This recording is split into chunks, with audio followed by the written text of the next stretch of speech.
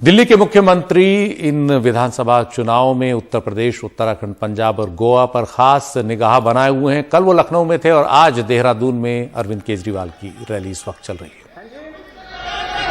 वो कह रहे हैं मंत्रियों ने बेटों को नौकरी दी है, हमें नौकरी नहीं दी। 10 लाख नौकरी दिल्ली में दी है, उत्तराखंड के बच्चों को भी नौकरी देंगे। लेकिन अब देखो, जो भी मैं बोलता हूं मैं बड़ा सोच समझ के बोलता हूं, सोच के आता हूं तभी बोलता हूं। अब आज मैंने कहा नौकरी देंगे, 10 मार्च को नतीजे आएंगे, तो सारे जने 11 मार्च को मत आ जाना कि जी नौकरी दो। एक दिन में 24 घंटे में नौकरी नहीं हो पाएगी। तो लेकिन उसका भी इंतजाम करा हमने इंतजाम ये करा है कि जब तक नौकरी नहीं देते आपको, तब तक आपको खर्चे के लिए हर महीने 5,000 रुपए बेरोजगारी भत्ता देंगे। सही है, होना चाहिए।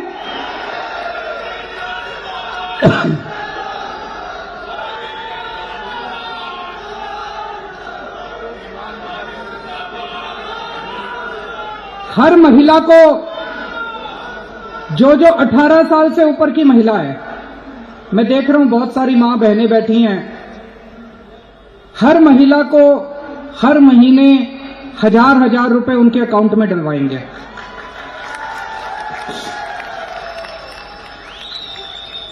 मैं अपनी मां बहनों से कहना चाहता हूं, जब से मैंने ऐलान करा है, ये ऐसी ऐसी गालियां दे रहे हैं, चुन चुन के मेरे को गालियां दे रहे हैं। एक इनका मंत्री बोला खड़ा होके, कहता है औरतें बिगड़ जाएंगी 1,000 रुपए दोगे तो। मैंने देखा तुम नहीं बिगड़े, तुम हजारों करोड़ रुपए डकार गए। तुम नहीं बिगड़े, हमारी मां बहनों को 1,000 रुपए मिलेंगे, वो आशीर्वाद देंगे और उनके आशीर्वाद से उत्तराखंड की तरक्की होगी। ये कहते हैं केजरीवाल पैसे लुटा रहा है, 1,000 रुपए दे रहा है, बिजली मुफ्त कर रहा है, बेरोजगारी भत्ता दे रहा है। ये क्यों गालियां देते हैं, कभी सोचा आपने? क्योंकि अगर मैं सारा पैसा आपको दे दूंगा तो इनके खाने के लायक पैसे नहीं बचेंगे। ये चोरी क्या करेंगे फिर? सारा पैसा जनता के ऊपर लुटा देंगे। तो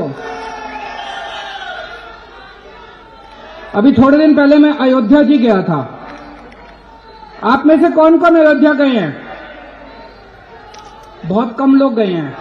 मैं अभी अयोध्या गया, श्री रामचंद्र जी के दर्शन किए। जब बाहर निकला तो मन में एक विचार आया, एक भाव आया मन में कि हे प्रभु, मेरे को शक्ति देना कि मैं हमारे देश के एक एक आदमी को फ्री में अयोध्या के दर्शन करवा सकूं। मैं दिल्ली वापस गया। दिल्ली जाके हमने अयोध्या भेजना चालू किया। 2,000 लोगों को 2 ट्रेन भेज चुका मैं अभी तक। 2,000 लोग अयोध्या जी जा चुके हैं।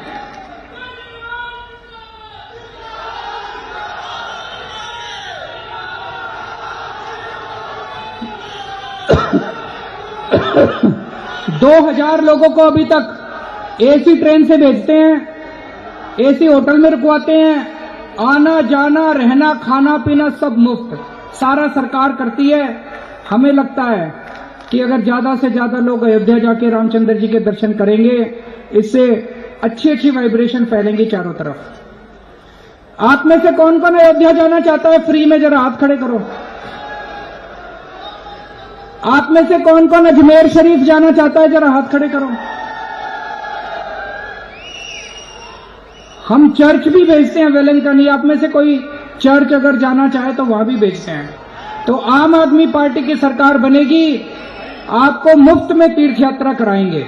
अयोध्या भी भेजेंगे, अजमेर शरीफ भी, जो जहां जाना चाहे वहां जा सकता है। मेरे को राजनीति करनी नहीं आती, मेरे को भी नहीं आती और कर्नल साहब को भी नहीं आती।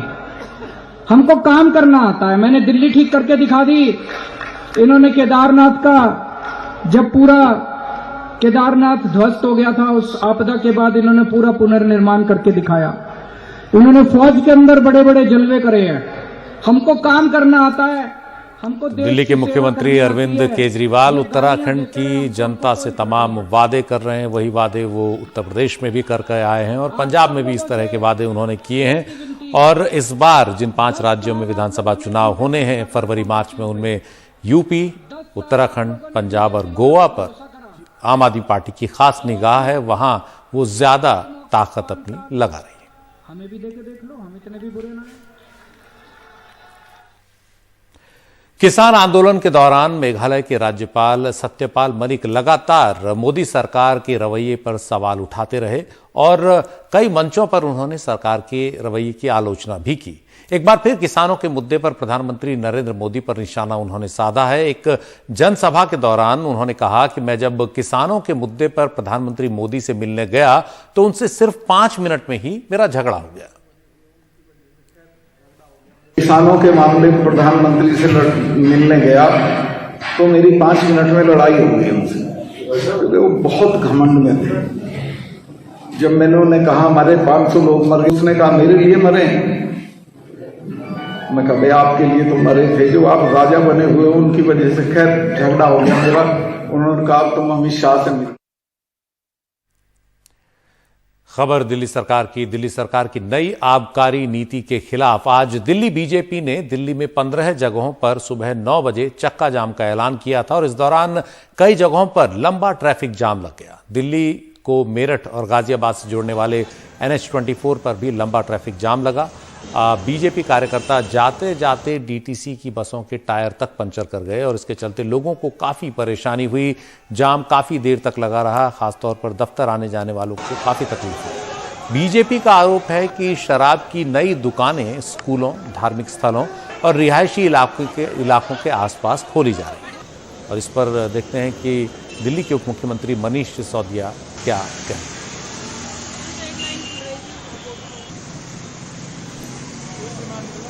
पहले बीजेपी के नेता का आरोप सुनते हैं। रिहायशी कॉलोनी के अंदर जो ठेके स्कूल और मंदिरों के पास, धार्मिक स्थलों के आसपास, बिल्कुल अनऑथराइज्ड कॉलोनी के अंदर जहां आज तक आजादी के बाद कभी शराब के ठेके नहीं खोले गए, वहां पर शराब के ठेके खोलकर वहां के मार्केट्स, वहां के रिहायशी कॉलोनियों को वहां परेशान करने का काम ये दिल्ली की अरविंद केजरीवाल सरकार ने नई शराब नीति के माध्यम से किया है। भारतीय जनता पार्टी लगातार शराब नीति के खिलाफ हम विरोध कर रहे हैं और आज पूरी दिल्ली में चक्का जाम है। पूरी दिल्ली में आज दिल्ली की जनता भी हमारे साथ है और किसी भी कीमत पर हमारा ये आंदोलन जब तक जारी रहेगा, जब तक ये शराब की नई नीति केजरीवाल सरकार वापस नहीं ले लेती है। भारतीय जनता पार्टी का शराब माफिया से गहरा नाता रहा है।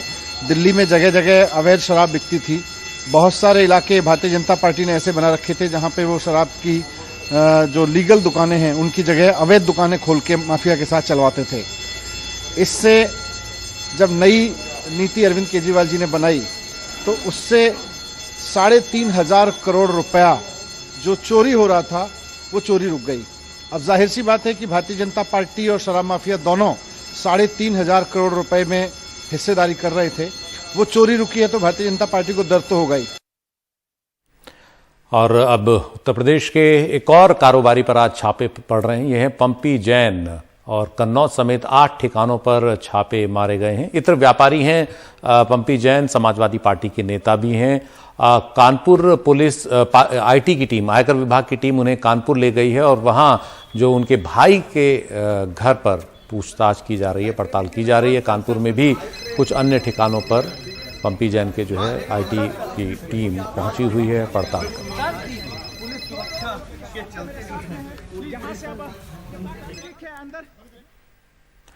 गौतम बुद्ध नगर के दादरी नई आबादी इलाके में एक रास्ते को लेकर विवाद खड़ा हो गया। यहां समीर भाटी नाम के एक व्यक्ति की एक जमीन है। इसका एक सिरा दादरी के अयोध्यागंज काठमंडी में खुलता है और दूसरा नई बस्ती की ओर। अब समीर भाटी ने इस रास्ते को बंद कर दिया है और पूरी जगह को घेरकर किसी और को बेच दिया है। उनका तर्क है कि यह कोई आम रास्ता नहीं था, इसलिए उन्होंने बंद कर दिया। दरअसल उन्होंने अपनी दुकान में आने जाने वालों के लिए कुछ जगह छोड़ी थी। वहीं नई आबादी में रहने वाले लोगों का कहना है कि ये आम रास्ता था, इसके बंद होने से आम लोगों को काफी दिक्कत हो रही है। अब उन्हें दूसरी तरफ से होकर बाजार जाना पड़ रहा है।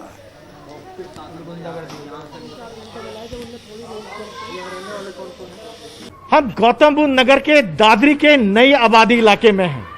यहां रहने वाले लोगों का आरोप है कि पहले ये आम रास्ता हुआ करता था और इससे होकर वो दादरी के अयोध्यागंज काठमंडी इलाके में जाया करते थे, लेकिन फिलहाल इस रास्ते को बंद कर दिया गया है।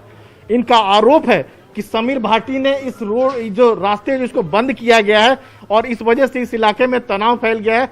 आप देख सकते हैं कि पीएसयू पुलिस के जवान है ताकि किसी भी तरह की अप्रिय घटना न हो। जिनका ये जमीन है, प्लॉट है, समीर भाटी, उनका ये कहना है कि ये उनका व्यक्तिगत प्लॉट था और ये जो कस्टमर थे, आम लोगों के लिए रास्ता नहीं था, उनके कस्टमर के लिए रास्ता ये बनाया गया था। लोगों से बातचीत करते क्या परेशानी थी आप लोग को? परेशानी क्या, ये हमारा जो था पुश्तैनी रास्ता था, काफ़ी करीब 70-80 साल से, तो हम काफ़ी लोगों यहाँ आबादी है 70-80 साल से, वो सब इसी रास्ते को यूज कर रहे हैं और इसी रास्ते से मार्केट जाने का रास्ता था ये। लेकिन उनका ये कहना है, समीर भाटी जिन्होंने प्लॉट था, जिन्होंने बंद कराया है, उनका ये कहना है कि आबादी वाला रास्ता नहीं था, जो कस्टमर से दुकान में आते थे उनके लिए रास्ता बनाया गया था। नहीं, ये आम रास्ता था और जो है इससे हम सब गुजरते थे, माँ बहन भाई छोटे बच्चे सब गुजरते थे, बराबर में जीटी रोड से ना गुजर के अंदर से गुजरते थे। तो इस वजह से ये जबरन रास्ता बंद कराया गया है और ये जमीन बेच दी गई और जो है क्या नाम है, और ये जो है बदमाशी और क्या नाम है दबंगाई पे ये बंद कराया गया। लोगों का कहना है कि इस रास्ते को जो है जबरन बंद कराया गया है। क्या जब विरोध हुआ था आप लोग यहाँ पर आए थे, और अगर रास्ता सरकारी है तो क्या कुछ कागजात हैं? आप लोग जो पुलिस के पास गए थे? हम पुलिस से, हमारी एसीपी साहब से इनसे बात हुई थी, लेकिन कोई भी वो कागज नहीं दिखा पाए कि किसके आदेश पे ये काम हो रहा है। और यहाँ पर पुलिस की छाप नहीं इतनी बन गई कि लोगों को घरों में जो पैक कर दिया गया बिल्कुल, और छतों के ऊपर पुलिस वाले खड़े हो गए और मतलब कोई भी आदमी ना तो लिखित में ना उसमें कोई कागज दिखा पाया। ये जो सरकारी रास्ता आप जो बता रहे हैं, क्या आप लोगों के पास इसका कागजात है, कुछ डॉक्यूमेंट है, रेवेन्यू रिकॉर्ड में है इस तरह का? रास्तों के कागजात नहीं हुआ करते, ये बरसों से रास्ता है और उस टाइम से जब हम पैदा भी नहीं हुए थे, हम यहाँ से निकले हैं, हमारे पिताजी यहाँ से निकले हैं, हमारे बच्चे यहाँ से गुजरते हैं। ये ऐसा रास्ता था कि यहाँ से हम बाजार होते हुए जा सकते हैं, यहाँ से हम सरकारी अस्पताल जा सकते हैं, रेलवे रोड पे जितने भी अस्पताल पड़ते हैं, ये शॉर्टकट रास्ता है। और यहाँ की आबादी इतनी है कि आप अंदाजा नहीं लगा सकते कहाँ तक के लोग इधर से गुजरते हैं। ये जो रास्ता जो बंद हो गया, इससे क्या परेशानी हो रही है आप लोग को? सारी परेशानी हो रही है, बच्चों को, लेडीज़ों को, हम बड़े बूढ़ों को, स्कूल जाते हैं बच्चे छोटे छोटे, इधर से फिर घूम के जाना पड़ता है। इतनी परेशानी है जिसका कोई हद नहीं। मैं इसकी एक घटना बताना चाहता हूँ। पहले अब जो रास्ता बंद हो गया इससे, तो अब रास्ता लोग 500 मीटर लगभग घूम के उधर रोड से जाना पड़ता है। जी, घूम के जाना पड़ता है। जो हमारी माताएं बहनें इधर मंदिर में जाया करती थी, उनको भी काफी दिक्कत परेशानी हो रही है। ऐसे काफी लंबा चक्कर लगा के जाना पड़ रहा है उनको। तो जाहिर सी बात है कि जब ये दीवार खड़ा हो रहा था, इस समय लोगों ने काफी विरोध किया और यही वजह है कि फिलहाल जो है पुलिस तैनात किया गया है और इससे मामला, बेशक यहाँ तनाव है, लेकिन जो समीर भाटी, उनका ये कहना है कि ये उनकी निजी प्रॉपर्टी थी और अब उन्होंने किसी को बेच दिया है। दादरी के नई आबादी से कैमरामैन अशोक महाले के साथ राजीव रंजन, एनडीटीवी इंडिया। खबर मुंबई से। यहां के घाटकोपर में एक गोदाम में आग लग गई और इसका आसपास काफी झुग्गी बस्ती इलाका लगा हुआ है, लेकिन इस आग हादसे में किसी के हताहत होने की खबर नहीं है। सूचना मिलने पर फायर ब्रिगेड की कई गाड़ियां मौके पर पहुंची, राहत और बचाव के काम में दमकल कर्मी जुटे हुए।